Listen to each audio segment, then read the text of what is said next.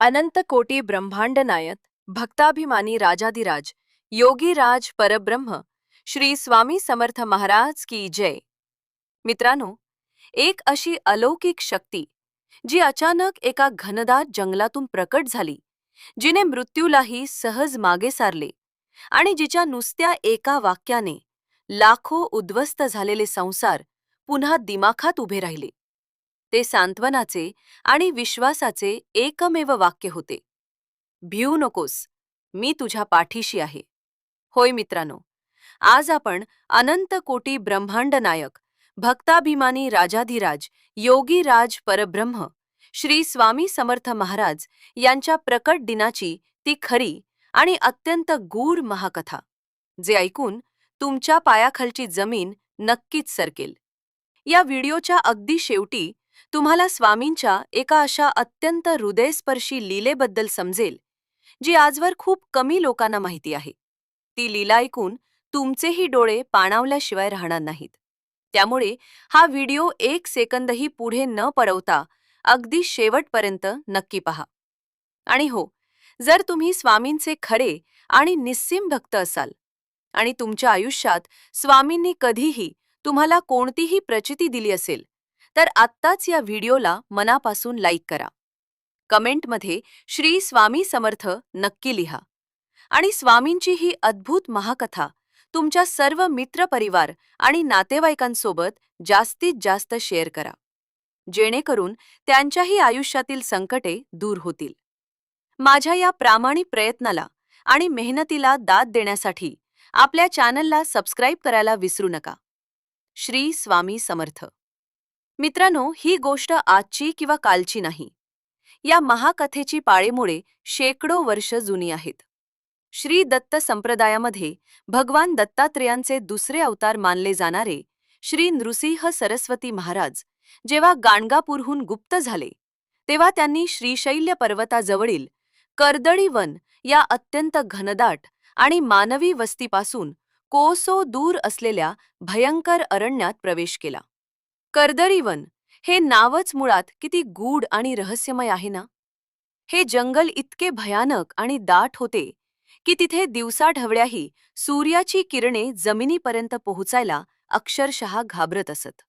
हिंस्र श्वापदे, विषारी साप, महाकाय अजगर आणि अंगावर काटा आणणारी एक भयानक जीवघेणी शांतता, अशा या भयान जंगलात श्री नृसिंह सरस्वती महाराज एका विशाल वृक्षाखाली अत्यंत शांतपणे ध्यानाला बसले। त्यांची ती समाधी आणि तपस्या इतकी प्रखर होती की निसर्गाचे ऋतू बदलले, दशके लोटली आणि बघता बघता कित्येक शतके उलटून गेली, पण महाराजांची समाधी जराही भंग पावली नाही। त्यांच्या आजूबाजूला मातीचे थर साचू लागले। मुंग्यांनी आणि वाळवीने त्यांच्या शरीराभोवती आपले महाकाय घरटे बनवले आणि पाहता पाहता त्या जागी एका डोंगरा एवढे महाकाय असे वारूळ तयार झाले। बाहेरून बघणाऱ्याला ते फक्त मातीचे आणि वेलींनी वेढलेले एक निर्जीव वारूळ वाटत होते, पण आतमध्ये साक्षात परब्रह्म शांतपणे संपूर्ण विश्वाचे संचालन करत होते। सुमारे 300 वर्ष उलटून गेली आणि तो दिवस उजाडला, ज्या दिवशी नियतीने एक अत्यंत मोठा आणि अद्भुत खेळ रचला होता। कर्दळी वनाच्या त्या घनदाट भागात एक गरीब लाकूडतोड्या आपली उपजीविका चालवण्यासाठी लाकडे तोडण्यासाठी आला होता। दिवसभर प्रचंड कष्ट करून तो खूप थकला होता, घामाने डबडबला होता। संध्याकाळची वेळ होत आली होती आणि सूर्य अस्ताला चालला होता। जंगलात अंधार पडू लागला होता। त्याला समोर एक खूप मोठे आणि जुने वडाचे झाड दिसले आणि त्या झाडाच्या बुंध्याशी ते महाकाय मातीचे वारूळ होते। लाकूडतोड्याने मनात विचार केला की या एकाच झाडाची लाकडे तोडली तर आजचे काम लवकर संपेल आणि रात्रीच्या अंधाराच्या आत घरी पोहोचता येईल। त्याने आपली धारदार कुऱ्हाड हवेत उगारली आणि आपल्या अंगातील उरली सुरली सर्व ताकद एकवटून त्या झाडाच्या बुंध्यावर अत्यंत जोरात घाव घातला। पण नियतीच्या मनात काहीतरी वेगळेच होते। तो घाव झाडाला लागण्याऐवजी चुकून त्या महाकाय मातीच्या वारुळावर पडला आणि मित्रांनो, पुढच्याच क्षणी असे काही अघटित घडले ज्याची त्या गरीब लाकूडतोड्याने आपल्या 7 जन्मातही स्वप्नात कल्पना केली नव्हती. त्या मातीच्या भंगलेल्या वारुळातून अचानक रक्ताची भळभळती धार उडाली. ते लाल भडक आणि कोमट रक्त थेट लाकूडतोड्याच्या अंगावर आणि चेहऱ्यावर उडाले. तो भीतीने आणि आश्चर्याने थरथर कापू लागला. त्याच्या हातातून ती कुऱ्हाड गळून खाली पडली आणि तो चक्कर येऊन जमिनीवर कोसळला. कारण त्या भंगलेल्या वारुळातून साक्षात कोट्यावधी सूर्यांसारखे तेज असलेली अजानुबाहू आणि 6.5 फूट उंचीची एक अत्यंत दिव्य आणि भव्य मूर्ती बाहेर आली. कुऱ्हाडीचा तो तीक्ष्ण घाव त्यांच्या मांडीवर लागला होता आणि तिथूनच ते रक्त वाहत होते. पण त्यांच्या चेहऱ्यावर वेदनेचा कोणताही लवलेश नव्हता. त्यांच्या डोळ्यात एक अथांग आणि भक्तांना वेधून घेणारी विलक्षण शांतता होती. तो लाकूडतोड्या रडत रडत त्यांच्या चरणी पडला आणि जीवाच्या आकांताने क्षमा मागू लागला. तो म्हणाला, महाराज, मला क्षमा करा. माझ्या हातून महापाप घडले आहे. तेव्हा ती दिव्य मूर्ती अत्यंत प्रेमाने आणि वात्सल्याने हसली आणि म्हणाली, अरे बाळा, रडतोस का? यात तुझा काहीच दोष नाही. आमची समाधी आता पूर्ण झाली होती. आता आम्हाला लोकांच्या उद्धारासाठी आणि जगाच्या कल्याणासाठी बाहेर यायचेच होते. तू तर फक्त एक निमित्त आहेस. मित्रांनो, कर्दळीवनाच्या त्या गूढ अंधारातून बाहेर आलेले ते दुसरे तिसरे कुणी नसून साक्षात अनंत कोटी ब्रह्मांड नायक श्री स्वामी समर्थ महाराज होते. कर्दळीवनातून प्रकट झाल्यानंतर स्वामींनी लगेचच एका जागी वास्तव्य केले नाही, ते संपूर्ण भारतभर अनवाणी पायांनी फिरले. त्यांनी उत्तरेकडील हिमालय, काशी, हरिद्वार, द्वारका, जगन्नाथपुरी अशा अनेक पवित्र तीर्थक्षेत्रांना भेटी दिल्या. ते कुठेही एका जागी थांबत नसत. कधी ते घनदाट जंगलात असत, कधी भयानक स्मशानात, तर कधी गजबजलेल्या गर्दीच्या बाजारात. लोकांच्या उद्धारासाठी ते अनेकदा वेड्यासारखे वागत आणि सामान्य माणसाला न समजणाऱ्या अनेक लीला करत असत. त्यांच्या या भ्रमंतीच्या काळात त्यांनी अनेक दुःखी आणि पीडित लोकांचे अश्रू पुसले. याच प्रवासात ते इसवी सन 1838च्या सुमारास महाराष्ट्रातील सोलापूर जिल्ह्यातील मंगळवेढा या गावी आले. मंगळवेढ्यातील लोकांचा महाराजांसोबतचा सुरुवातीचा अनुभव अत्यंत वेगळा आणि सर्वांना गोंधळात टाकणारा होता. स्वामी तिथे कधीही आणि कुठेही जाऊन बसत असत. कधी ते गावाबाहेरील एकांत जंगलात राहायचे, तर कधी चक्क उकिरड्यावर किंवा घाणीच्या ढिगाऱ्यावर जाऊन शांतपणे बसत.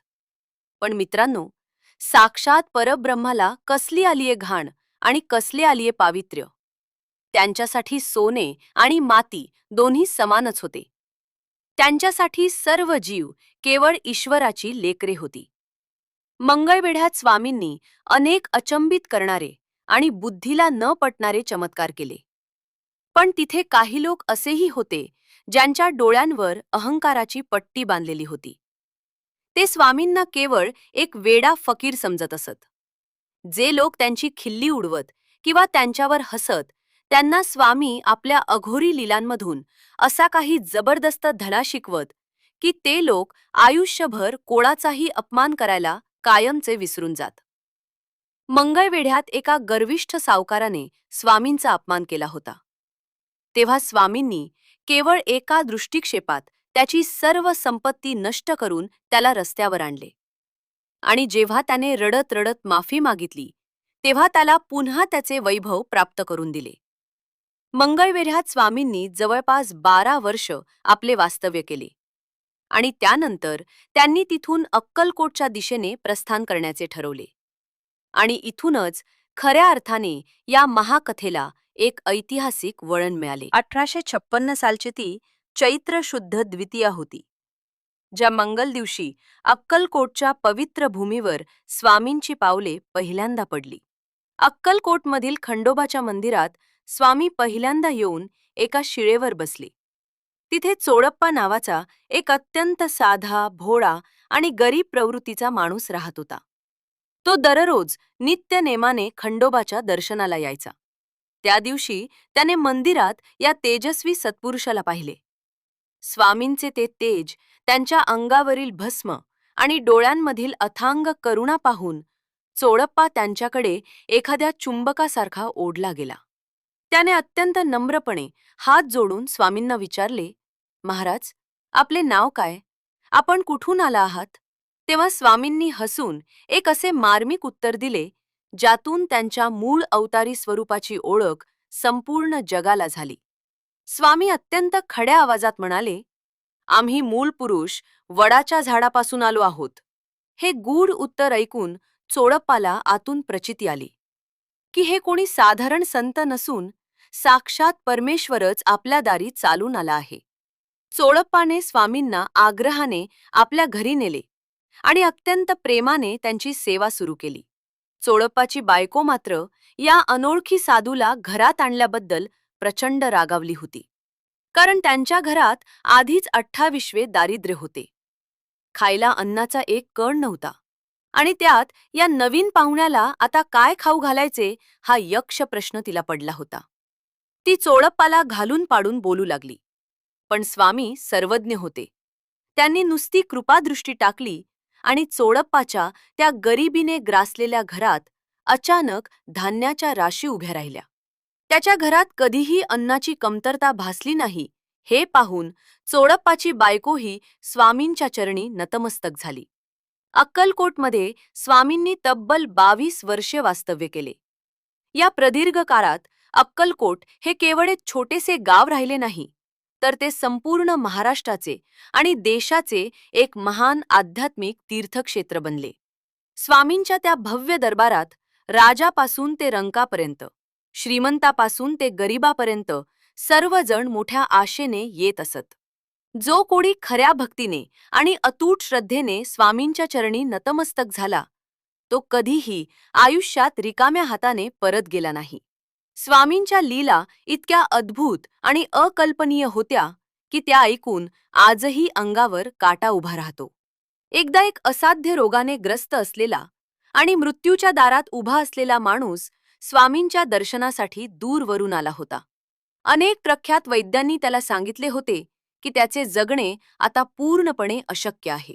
तो आजारी माणूस स्वामींच्या पायावर पडून ढसाढसा रडू लागला.